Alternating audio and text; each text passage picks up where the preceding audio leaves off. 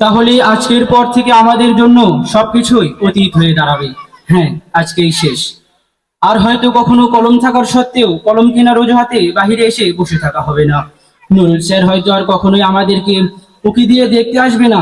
Head স্যারের কাছে হয়তো আর কখনো কোনো আবদারের পত্র নিয়ে যাওয়াটাও আর হবে না। মবিনুল স্যারের মতো করে হয়তো আর কেউ কখনো ম্যাথ বোঝাবে না। ওব্বাদ স্যারকে দেখে হয়তো আগে থেকেই ক্লাসে বই বের করতে পারবো না। উত্তম স্যার হয়তো আর কখনোই আমাদেরকে অ্যাসেম্বলির জন্য ডেকে ডেকে মাঠে নিয়ে আসবে না। মঞ্জুরুল স্যারকে দেখে আগে থেকেই সেই ভয়ে পালানোটাও আর হবে না। বিলাল স্যারের ক্লাসে সেই মজার মজার কোনো কাহিনীও আর হবে না।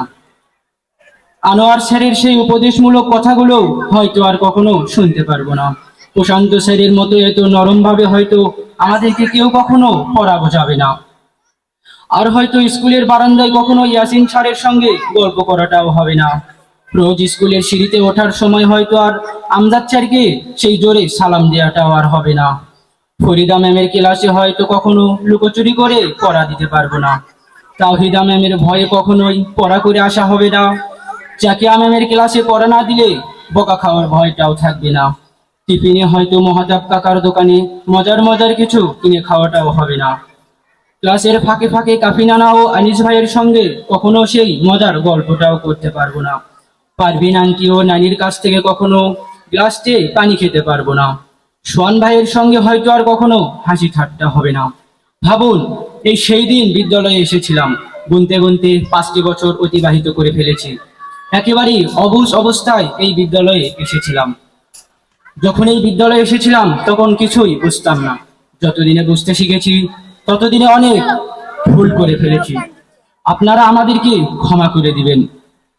ভেবেছিলাম সৈয়দ শামসুল হকের মতো একসাথে আছি, একসাথে থাকবই, বিবেকের রেখা মুছে দিয়ে সাম্যের ছবি আঁকবই।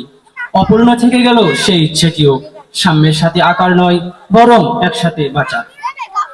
আপনারা ভালো থাকবেন স্যার ম্যাম, আর আপনাদের শিক্ষার্থীদেরকে নিয়ে অনেক বড় বড় স্বপ্ন আঁকবেন।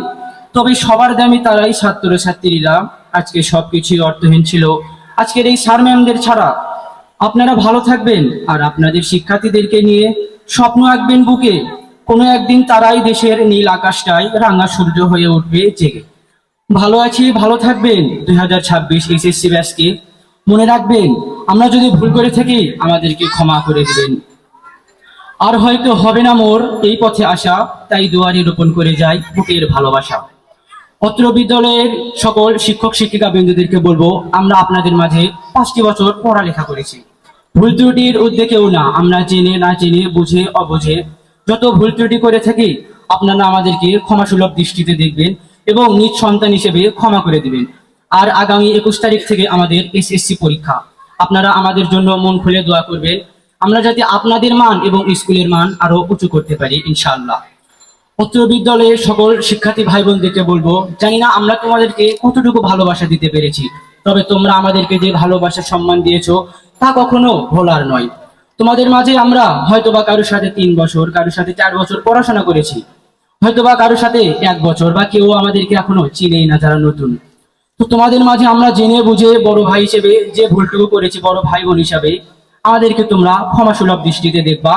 আর আমাদের জন্য দোয়া করবা আগামী 21 তারিখ থেকে এসএসসি পরীক্ষা, আমরা যাতে ভালো রেজাল্ট করে আমাদের স্কুলের মান উন্নত করতে পারি, তোমরা সেই দোয়া করবা। আর আমরাও তোমাদের জন্য দোয়া করি, তোমরা ভালোভাবে পড়াশোনা করো এবং স্কুলের মান উন্নত করো। আর তোমরা সর্বদা শিক্ষক শিক্ষিকাদের কথা মেনে চলবে, তাদের আদেশ উপদেশ মেনে চলবে, এই আশা রাখছি। চলে যাচ্ছি তবু যাচ্ছি না, রেখে যাচ্ছি স্মৃতি। বিদায় বেলা এসে শেষবারের মতো ক্ষমা প্রার্থী আপনাদের সকলের প্রতি। আসসালামু আলাইকুম।